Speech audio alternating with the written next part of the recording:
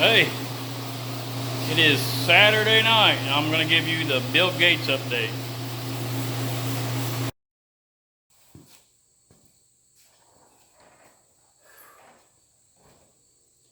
Alright, so let's talk about last weekend's festivities.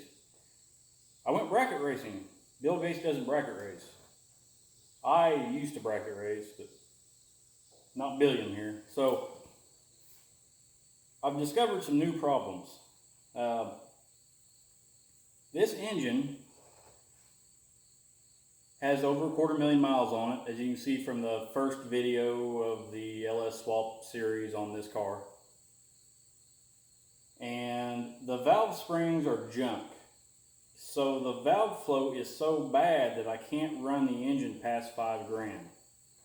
I never really noticed this in the truck, but I don't even remember what the factory rev limiter was set at. So, earlier this year, I took the car up to the track and had the shift RPM set at 6,000. Finally did some data logging. However, I didn't really catch it. I thought the transmission had a problem and it wouldn't shift out of first gear. That wasn't the issue. I was never reaching 6,000 RPM. This engine will not run past $5,000, period. Now you can rev it up and it will, but the valve flow is so bad that it really doesn't want to run past 4,200. So I set my shift RPM at 4,500 this last time, and it starts to fall over, but then at 4,500 it shifts like it's supposed to. I don't have the money for a cam and valve springs, what it amounts to. So, I guess I should back up here a minute. My brother's truck, the 74 GMC with a 4.8, we sprayed it with a 200 shot, and he ran an 824, I think it was, or an 829. With the progressive controller, we really started it off too late. He lost in the second round of the bracket, and we never got another chance to make a pass. I'm really confident that the next time we go back, I'm going to make that thing run a 7. I don't care what it takes. And Alex, if you're listening, I don't care if we have to tow that thing home, it's going to run a 7. So, he ran in the 8s, getting close to 7s in a 74 GMC, totally bone stock 4.8 with nitrous. So this has sickened me to the point where I'm losing sleep over it. And if I don't run faster than him by the end of this year, it's going to be a long winter. It's got me stressed out. So let me tell you what's going on, what my plan is, and then you can tell me in the comments whether you think it's a good idea or not. Okay, I've removed both of the turbos at the moment. I am piecing together what pieces I have left from other turbo stuff, piping I had laying around. This is another piece that I had. I think I ran this last year on this car. I'm putting in a pipe. Here's my other one. I'll put a V-band in between them here. Putting a pipe in between here, as soon as I get it fitted right, with a V-band clamp there in the middle. And this pipe will allow the exhaust gas, obviously, to route to this hole. The reason I'm doing that is to run a single turbo. I have to make all of my power before 4,500 RPM. So obviously the twins weren't cutting it.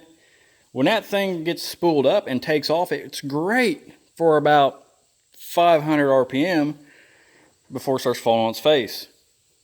I'm only running 5 pounds of boost, people. I'm not setting the world on fire over here by any means. I have switched this thing to E85. There's still no intercooler. I don't care. Okay. So I'm going to cap this side off. Just put a flat plate over it. Do the high temp silicone on it to block it off. The wastegate will still work. Then this wastegate will work. I don't have to change anything.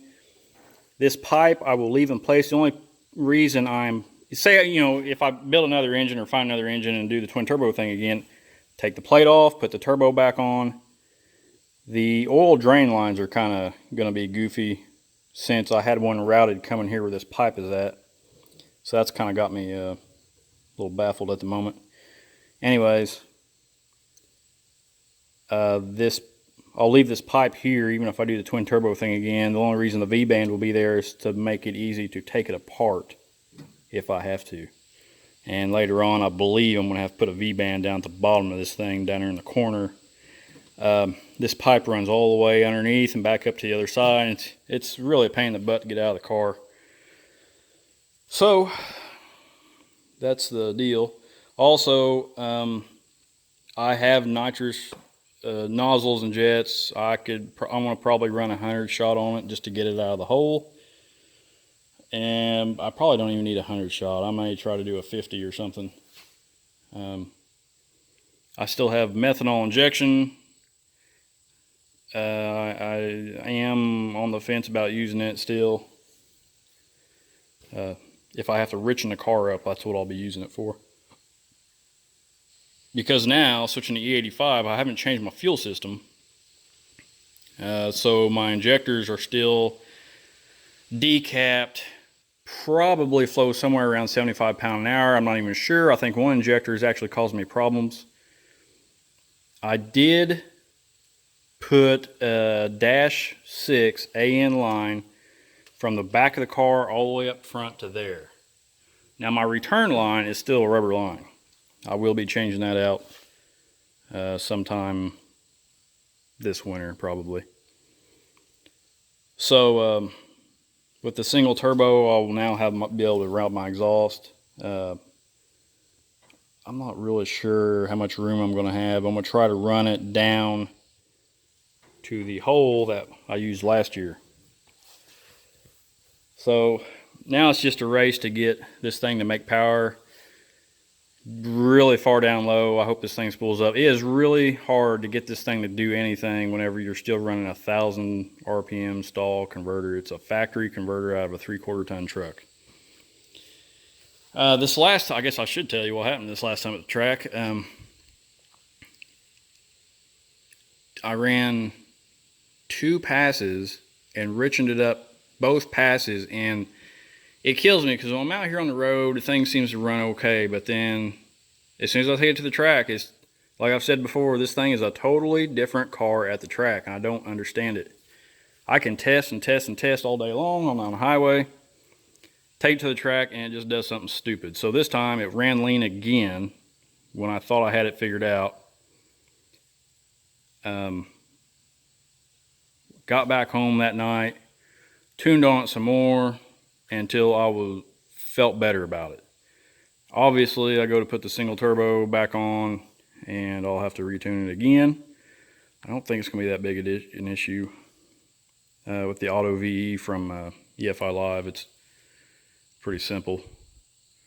I am having a hard time wrapping my head around the whole gas scale, and my Innovate wideband O2 sensor does not display in lambda. So, and then when I switched it over to the E98 scale, it didn't make any changes. I'm not really sure why that is. I was going to call Innovate about it, but they were closed that Saturday. See, I had to wait on a fuel line all week when I should have had the car lined out. I couldn't run it because I didn't have a dumb line. So Friday night and Saturday morning before the race were the only times I got to drive the car. Didn't run right, to my surprise. Right. Made so many changes at the track that I couldn't even make it down the road hardly Saturday night. It was running awful. I had to stop at a gas station and reflash it and take off from there. So, man, if this thing don't run at least a 7,